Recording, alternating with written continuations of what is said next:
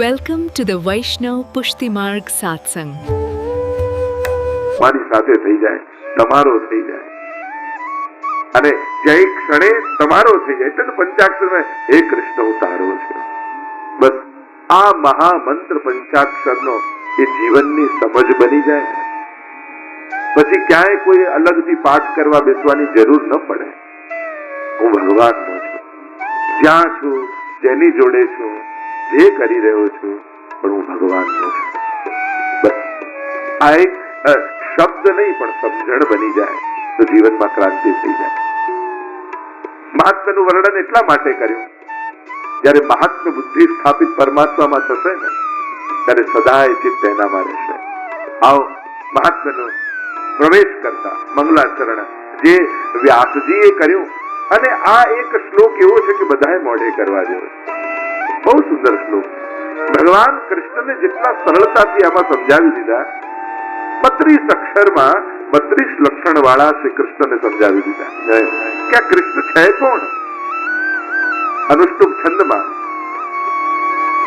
8 અક્ષર હોય જે સર્વત્ર વ્યાપેલા છે, સર્વત્ર જેની સત્તા છે એ જેનો સતતત્વ છે, જે ચૈતન્ય રૂપે છે, જે જ્ઞાન રૂપે છે એ જેનું ચિત્ત તત્વ છે, અને જે સર્વમાં આનંદ રૂપે વ્યાપેલો છે એ જ એનું આનંદ તત્વ છે. સુખ રૂપે નથી, આનંદ રૂપે છે. કારણ સુખ એ ક્યાંક ને ક્યાંક દુઃખનું જ સુંદર રૂપ છે. દુઃખ જયારે સારા કપડા પહેરીને આવે ત્યારે એને આપણે સુખ કહેતા હોઈએ, કારણ કે એક સુખની સાથે કેટલા દુઃખો આવે. એક ગાડી આવી છે, આ ભટકાઈ ના જાય, એમાં રેતો ના કરી જાય, આમાં સાચવવાને સર્વિસ કરાવવાની, આને સાચવીને રાખવું, આ કઈ કોઈ ચોરી ન જાય, કેટલા ભય લઈને એક સુખ આવતું હોય. એટલે એક સુખની સાથે કેટલા દુઃખો પણ ભેગા આવતા હોય છે. ચહેરો સુખનો હોય છે પણ કતાર પાછળ તો દુઃખોની જ હોય છે. પણ આનંદ એવું તત્વ છે જે મૂળ પરમાત્માનું સ્વરૂપ છે, જેને પામ્યા પછી ગુમાવવાનો ભય નથી, જે કેટલા સમય સુધી રહેશે ને બીક નથી, જે શાશ્વત છે, જે અવિકૃત છે, જે અખંડ છે, એ જ આનંદ તત્વ છે, એ જ કૃષ્ણ છે. કૃષ્ણને આનંદ રૂપ જ કયા. કૃષ્ણને પામ્યા એટલે આનંદને પામ્યા. તમે જયારે કોઈ ઉત્સવમાં આનંદ પામીને જાઓ છો, જયારે તમે કથામાં આનંદ પામીને જાઓ છો, એટલે કે તમે કૃષ્ણ પામીને જઈ રહ્યા છો. એને કૃષ્ણ રૂપ, કૃષ્ણનું જ બીજું નામ આનંદ છે, કૃષ્ણનું જ બીજું નામ રસ છે, કૃષ્ણનું જ બીજું નામ પ્રેમ છે. એવો આનંદ જેમાં કોઈ વિકાર ન હોય એ જ કૃષ્ણ છે. એવો પ્રેમ જેમાં કોઈ વિકાર ન હોય, અને પ્રેમનું સુપ્રીમ પ્યોરિફાઈડ થયેલું સુંદર સ્વરૂપ એ જ કૃષ્ણ છે. કૃષ્ણ તત્વને જયારે તમે સમજો છો ત્યારે શાસ્ત્રોમાં અનેક નામોથી એને ઓળખાયો છે. એ આનંદ રૂપ છે. લઈને મળે સુખ, આપીને મળે આનંદ છે. દેહના અનુભવથી જે થાય સુખ અને આત્માના અનુભવથી થાય જે આનંદ છે. અમુક જીવનમાં મળેલા આનંદો આપણને લાગે આ દેહ સંબંધી નથી, આત્મા સંબંધી. કથામાં બેઠા આપણે કાંઈ ન કરતા હોઈએ, સાંભળતા પણ એ આનંદરૂપ પરમાત્મા કેવો આપણા હૃદયમાં પ્રવેશ કરી જાય.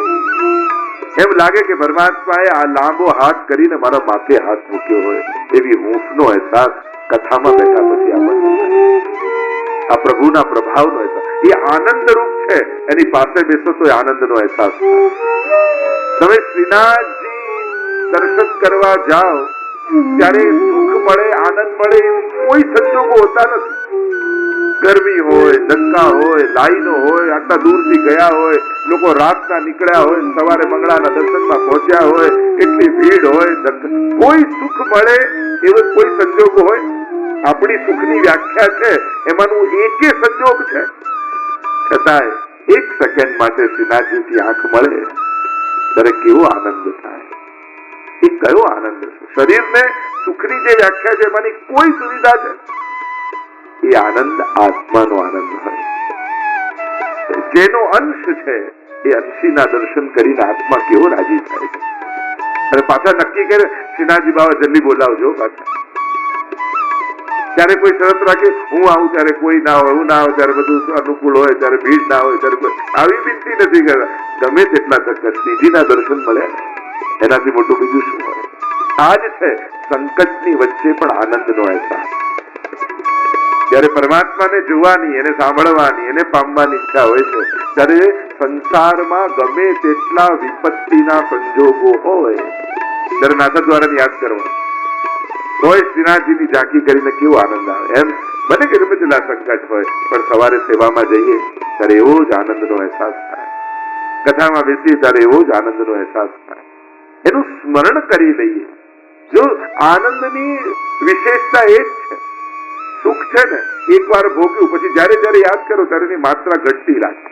લોકો ને કોઈ જોક તમે પહેલી વાર સાંભળ્યા તો જોરથી હસવું આવે, બીજી વાર સાંભળો થોડું ઓછું હસવું આવે, ત્રીજી વાર સાંભળો તો એનાથી, પાંચમી વાર સાંભળો તો કે હવે આ મારી આગળ ના કહેતો, કંટાળી ગયો, પછી હસવું આવે. આ સુખનું છે, સુખને તમે સ્મરણ કરતા જાઓ એનો આનંદ ઘટતો જાય. પણ આનંદ 5 વર્ષ પહેલા શ્રીનાથજીના દર્શન થયા ને જે આનંદ થયો આજે એને યાદ કરો ને તો એવો જ આનંદ પાછો થાય. કેવો આનંદ આવ્યો છે. ગઈ વખતે કથા કરી એને યાદ કર્યો તરુણભાઈ ને, ગઈ વખતે આપણે અહીંયા બધા ભેગા થયા હતા અને આનંદ એને વાગોળ્યો પાછો આપણને થાય એવો જ આનંદ આપણને પાછો. તો એ આનંદ શાશ્વત રહે છે. અરે ઉલટાનું હોય એના કરતા પણ જયારે યાદ કરો ત્યારે વધારે આનંદ આવે. બોલો, વ્રજયાત્રામાં તમે ગયા હો અને ચારે બાજુ બધું વિપરીત હોય, ટાઈમસર જમવાનું ન મળે, બધી વ્યવસ્થા ન હોય, પાલમાં બધું ઠીક ના હોય, એમ થાય કે ચલો યાત્રા થઈ ગઈ, ઠાકોરજીની કૃપા હોય, બીજી વાર તો થાય ના થાય, હવે પાછા તો અવાજ કરી આવું, બીજી વાર તો નહીં થાય. તો પાછા ગામમાં આવો અને લોકો મળવા આવે, વ્રજયાત્રા કરી હા કરી શું કરતા ત્યાં થોડી વાત કરો. અરે સવારે ઉઠીને ચાલતા અને આમ જતા અને સ્નાન કરતા, બેઠકજીમાં જારી ભરતા, ના ઠાકોરજી કૃપા કરે તો ફરી એકવાર જવું છે. પાછા બોલતા બોલતા આવું કે અરે એટલો આનંદ આવ્યો, એટલો આનંદ આવ્યો. એ ટાઈમે ભલે શ્રમ પડતો હતો, એ ટાઈમે ભલે તમને એટલો આનંદ નતો આવતો, પણ જયારે એને વાગોળો છો ત્યારે ભોગવ્યો હોય એના કરતા વધારે આનંદનો અહેસાસ થાય. આ જ આનંદનું સ્વરૂપ. અને એવા આનંદને પામવા માટે તમે આજે અહીંયા બેઠા છો, જેને આપણે કૃષ્ણ નામથી ઓળખીએ, કે જે એક વાર જીવનમાં મળી જાય છે પછી એક ક્ષણ માટે મળવાનો પણ અહેસાસ આખા જીવનને આનંદિત કરી દે છે. એક વાર થયેલી એની સાક્ષાત ઝાંખી પણ આપણા આખા જીવનને સુગંધિત કરી દે. એવા કૃષ્ણની ગાથા અને કથા કરવા આપણે ભેગા થયા.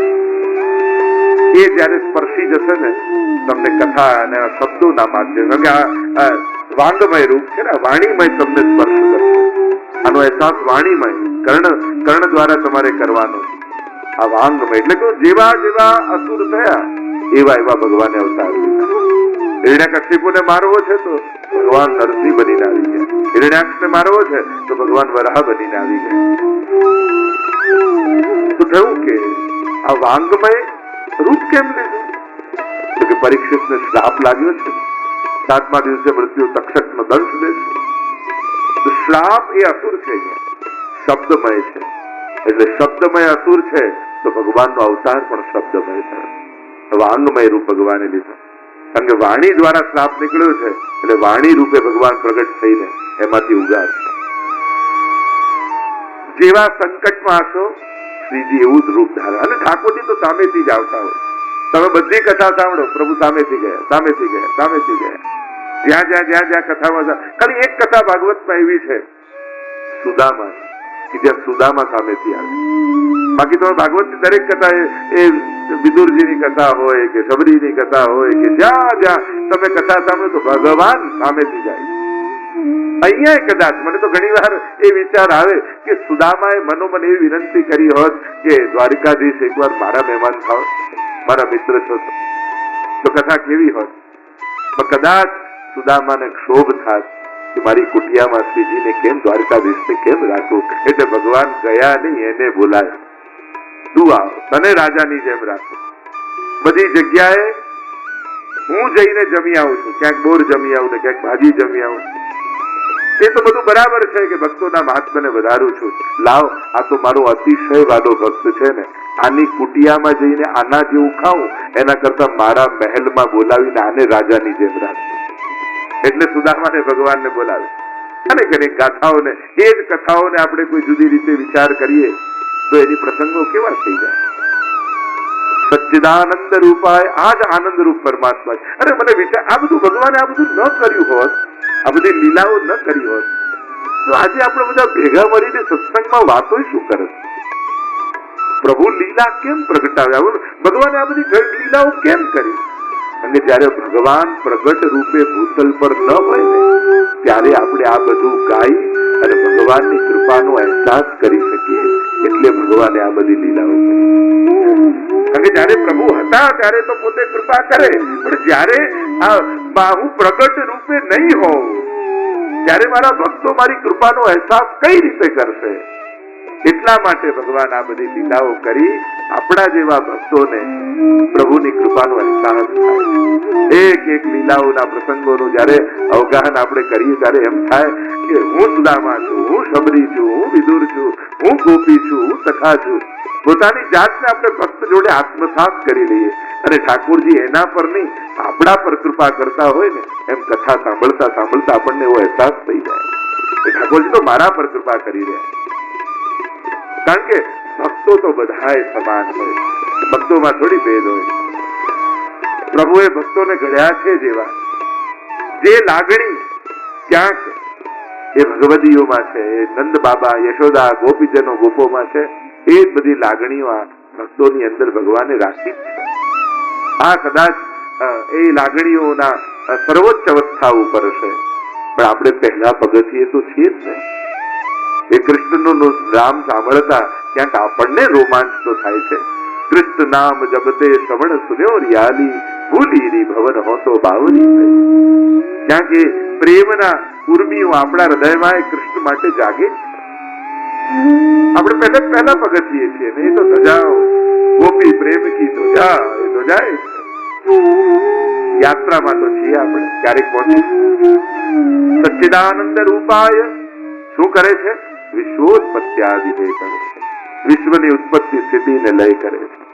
કરનારો એ જ છે, એ જ સર્જન કરનારો છે, એ જ પાલન કરનારો છે, એ જ વિસર્જન કરનારો છે. એટલે મનુષ્યને મળશે કે નહીં એની બહુ ચિંતા નહીં કરવી. એટલે ભાગવતી માટે કહ્યું છે ભય, મોહ, આ બધા જેટલા લક્ષણો આપણી અંદર છે એ બધા જ માણસની અંદર એટલા માટે જ છે કારણ કે એને અવિશ્વાસ. જે દિવસે વિશ્વાસ દ્રઢ થઈ જશે, ન રહેશે મોહ, ન રહેશે ભય, ન રહેશે રાગ, ન રહેશે દ્વેષ. ભગવાન બધું કરનારો છે, આપનારો છે, વિશ્વની ઉત્પત્તિ કરનારો એ છે, જે બધાને સર્જનારો છે, જેને મને સર્જ્યો છે. એ મારી ચિંતા પણ. નાનકડું બાળક કેવું નિશ્ચિંત થઈને માના ખોળામાં, ન બોલી શકતું હોય, ન સમજાવી શકતું હોય, ન માંગી શકતું હોય, છતાંય ચિંતા નથી. કારણ આશ્રય છે, એને ભરોસો છે કે જેને જન્મ આપ્યો છે એ માં ખવડાવશે ખરી, મને ભૂખ્યું નહીં સુવા દે. આ વિશ્વાસ અને નિશ્ચિંત આપે. આપણને સર્જનારા ઉપર આપણને ભરોસો નથી. જેને ઘડ્યા છે એ પૂરું કરવાનું જ છે. તો વિશ્વની ઉત્પત્તિ કરનારો એ, પાલન કરનારો એ, લય કરનારો એ નાશ નથી કરતો, એ પોતાનામાં સમાવી લે, પોતાનામાં લય કરે. મહાપ્રભુજી નાશ શબ્દનો પ્રયોગ નથી કરતા, આવિર્ભાવ અને તિરોભાવ શબ્દનો પ્રયોગ કરે છે. બ્રહ્મ જ આવિર્ભૂત થયો અને બ્રહ્મ જ લય કરે છે. તમે આ એક જે નાટક ચાલી રહ્યું છે, લીલા ચાલી રહી છે પ્રભુ, એના દ્રષ્ટા બનો તો આનંદ આવશે. તમે પોતે રોલ કરવા લાગશો, યા તમે પોતે નટો નાટ્ય ધરો યથા કુંતાજીએ પણ કહ્યું છે સ્તુતિમાં કે આ કેવું નાટક પ્રભુ આપનું. અમે સાચું માની લઈએ. જયારે અળગા થઈ અને દ્રષ્ટા ભાવે જોતા રહેશો તો આ ખેલને માણશો. મહાપ્રભુજીના શબ્દોમાં આ જ વાત કહું તો તથૈવ તસ્ય લીલેતી મત્વા ચિંતામ દૃઢમ જલી. આ બધી જ એની લીલા છે. તમે આ બધાનું જયારે સાચું ખોટું, સારું ખરાબ, સારું વધારે, આમ કરવું જોઈતું તું આમ, રાગ દ્વેષ, આ બધા દ્રષ્ટિકોણથી મૂલ્યાંકન કરવા બેસશો ના જગતનું તો થાકી જશો. કોઈ નિર્ણય પર ક્યારે નહીં પહોંચી શકે. પણ આ બધી પ્રભુની લીલા. જ્યારે તમે કોઈ પરિવર્તન કરવા સમર્થ ન રહો ત્યારે દ્રષ્ટા ભાવે જોયા કરો. આ ઠાકોરજી ખેલી રહ્યા. આ તમારું સામર્થ્ય તમારા કહેવાથી કોઈ બદલાવા તૈયાર થતું હોય તો બદલવાની, પણ જયારે એક સંજોગ એવા આવે કે હવે દ્રષ્ટા ભાવે પ્રભુની રમતને જોઈ માણવી, ત્યારે બસ એ રમતના દ્રષ્ટા બનશો તો આનંદ માણી શકશો. એની લીલા. સર્જન કરનારો એ પાલન કરનારો એને લય કરનારો. ભગવાને આ દુનિયામાં કઈ વધારાનું બનાવ્યું નથી. પણ આપણને લાગે પેલું જેમ ઘડિયાળ કોઈ એમ થાય કે લાવ ખોલીને રેડિયો ઘણા સમયમાં નહીં જૂના લાવ હું રિપેર કરું, અને પેલું ખોલે જયારે બંધ કરવા જાય ત્યારે આટલો મસાલો વધે. એટલે કે આ બધું અંદર નાખ્યું તું કઈ રીતે, આ તો પેક જ નથી થતું. તો બધી વસ્તુ કામની જ હતી, કોઈ વધારાની તો નાખી નથી. આપણને ફાવતું નથી. આપણને ન સમજાય વસ્તુ ખોટી બની જાય યા ખોટી કહેવાય એ યોગ્ય નથી. આપણી સમજણ નાની છે. દુનિયાને જોવાની, દુનિયાને સમજવાની ક્યાંક આપણી સમજણ બહુ જ નાની છે. આપણે સમજી શકતા નથી, અને નથી સમજી શકતા તો ચુકાદાઓ બેઠા બેઠા ના આપો. આ ખોટું ના સાચું, આમ નતું કરું, આમ કરું છું, આમ કરું છું. આનો અંત જ નથી. આનો અંત એક જ છે, મારી ઈચ્છા. મારે આનાથી અલિપ્ત થવું છે. જયારે સુધારી નથી શકતા તો સુધારવાની કોશિશ પણ છોડી દો. પોતાનું કોઈ યુવાનને સુધારવામાં પોતાનું ગળપણ નહીં બગાડો, કારણ કે એની 1 મિનિટ કરતા તમારી 1 મિનિટ વધારે કિંમતી છે. એટલી ઓછી છે ને પેલા કરતા. એનું તો જીવન હજી ઘણું લાંબુ છે. જો તમારું આયુષ્ય વધી ગયું હોય તો પેલા કરતા તમારો 1 કલાક વધારે મોંઘો છે. આવો ખોટનો ધંધો નહીં કરો. કોઈ તમે એમ કહો કે આ ઓછી કિંમતની વસ્તુ વધારે રૂપિયા આપી લો, એમ અમુક સમય થાય ત્યારે દ્રષ્ટા ભાવે રહેવાનો પ્રયાસ કરો. હું આનાથી બધાથી અલિપ્ત છું, મારે ભગવાનના થવું છે. સંસારનો થઈને ઘણું જીવ્યો, હવે ભગવાનના થઈને રહેવું છે. પ્રભુને એમ થાય કે આ જીવ મારો થઈ ગયો. અને જે દિવસે પ્રભુને આવો અહેસાસ કરાવો છો ને તો ભગવાન તમારી ક્યારેય અન્યથા ગતિ થવા દેતા નથી. એ એમનો પોતાનો બનાવીને સ્વીકારે. જો જન્મ લઈએ છીએ ત્યારે સંસારના થઈને જન્મીએ છીએ, જઈએ છીએ ત્યારે ભગવાનના થઈને જજો. બસ આ જ છે. માણસ થઈને જન્મ્યા અને વૈષ્ણવ થઈને જઈશું. આ જ જીવનની સાર્થકતા અને સફળતા. સંસારના થઈને જન્મ્યા અને ભગવાનના થઈને જવું, આ જીવનની પરમ સફળતા. અને આના માટે અનાસક્ત બનવું નિતાંત આવશ્યક. સર્જનારો, પાલનારો, લય કરનારો પરમાત્મા છે. દ્રષ્ટા ભાવે જોતા છે. તો કહ્યું આટલું મોટું કાર્ય કરનારો પરમાત્મા, એનો સ્વભાવ કેવો છે? તો કે તાપત્રય વિનાશાય, ત્રિવિધ તાપોને હરનારો છે. ભૌતિક, આધ્યાત્મિક અને આદિદૈવિક 3 પ્રકારના શાસ્ત્રોએ દુઃખ કયા. દુઃખની ચર્ચા આપણે ત્યાં બહુ જ છે, કારણ કે જીવનમાં કોઈ ને કોઈ પ્રકારથી આપણે દુઃખોને જ અનુભવ કર્યા. ભૌતિક દુઃખ જે આપણે બધા જાણીએ છીએ, આધ્યાત્મિક દુઃખ, ઇન્દ્રિયાદિનું દુઃખ, અને આદિદૈવિક દુઃખ તો ભાગ્યશાળીને થાય, ભગવાન મેળવવાનું દુઃખ. ત્રણેયને હરનારો પરમાત્મા છે.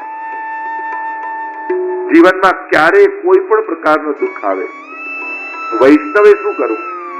તો કે 2 વસ્તુ મહાપ્રભુજી બતાવી. એક, ત્રિદુઃખ સહનમ, યા સહન કરતા છે. સંઘર્ષમાં પડશો તો ક્લેશ સિવાય કાંઈ નથી. સંસારી તરીકે કદાચ સફળ થઈ જશો, વૈષ્ણવ તરીકે નિષ્ફળ થઈ જશો. જ્યારે જ્યારે સંઘર્ષમાં પડીએ છીએ ત્યારે વ્યક્તિ તરીકે કદાચ કોઈને હરાવીને જીતી શકાય, પણ વૈષ્ણવ તરીકે ઘણીવાર નિષ્ફળ થઈ જતા હોય. તમારે જીવનનું સાફલ્ય એક વ્યક્તિ તરીકે કરવું છે કે એક વૈષ્ણવ તરીકે, એ તમારે નક્કી કરવું. અને જો વૈષ્ણવ તરીકે સફળ થઈને જવું છે તો ષોડશ ગ્રંથમાં બતાવેલા મહાપ્રભુજીના એક ઉપદેશોને જીવન મંત્ર બનાવે છે. મહાપ્રભુજી આમાં શું કહે છે? મહાપ્રભુજી મને કયો રસ્તો બતાવે છે? 2 એરો છે, એક ગામ તરફ જાય છે, એક બાયપાસ તરફ જાય. મારે શું કરવું? ગામમાંથી થઈને જવું કે આ બાયપાસ થઈને આ બધું કરીને નીકળી જવું? મહાપ્રભુજી ક્યાં તરફ જવાનું કે મહાપ્રભુજી તો કહે ત્રિદુઃખ સહનમ ધૈર્ય. તો પાછો એવી આગે પ્રતિકારો યદચ્છાસ સિદ્ધસ્તેનાગ્રહી ભવે. દુઃખ દૂર કરવાનો ઉપાય મળી જાય તો ભોગવવાનો આગ્રહ નહીં રાખો. બીમારી છે, દવા છે, ના ના ઠાકોરજી તાવ આપ્યો તો ભોગવી લેવા દો. ઠાકોરજી કે મેં દવાએ આપી, દવા આપનારો હું જ છું, ઈલાજ આપનારો હું જ છું, અને ઉપાય આપ્યો છે તો પરાણે દુઃખી થવાની કોશિશ ના કરી. રસ્તો છે તો પછી એ કરીને આગળ નીકળી જાય. પણ દુઃખી થઈને બેઠો ના રહી, દુઃખી થઈને બેઠો રહીશ તો તારું મન મારામાં નહીં લાગે. કાં અનાસક્ત બન, કાં એનો ઉપાય ગોળ. આ બે જ રસ્તા છે. આસક્તિ છોડી દે, કાં એનો રસ્તો શોધી લે. મહાપ્રભુજી કહ્યું જેનો ઉપાય મળી જાય તો ભોગવવાનો આગ્રહ નહીં રાખો. રસ્તો છે, દવા છે, પૈસા માટે બીમાર થઈને રહેવું. ત્રિદુઃખ, ત્રણેય પ્રકારના દુઃખો જે દૂર કરનારો છે. એટલે જ પરમાત્માનું નામ હરિ છે. એ હરિ લે, એ ઉપાયો નહીં બતાવે, એ તમારા દુઃખને હરી લે. તમને ખબર નહીં પડે ક્યારે દુઃખ હરાઈ ગયું. તો એ પરમાત્મા છે કોણ? તો કહ્યું શ્રી કૃષ્ણાય વયમ નમઃ. એ કોણ છે? ખાલી કૃષ્ણ ન કહ્યું, શ્રી કૃષ્ણાય. અને શ્રી કોણ? તે રાધાજી. ભાગવતમાં એટલે જ આ શ્રી શબ્દનો અહીંયા પ્રયોગ કર્યો છે કે કેવલ કૃષ્ણની કથા નથી, અહીંયા રાધા કૃષ્ણ છે. અને રાધા વગર કૃષ્ણ પણ આધા છે. એટલે જ આજે રાધાષ્ટમી ભાગવતજીમાં મહાપ્રભુજી કહે છે કે સુખદેવજી જયારે ભાગવત કહેવાની શરૂઆત કરે છે ત્યારે રાધા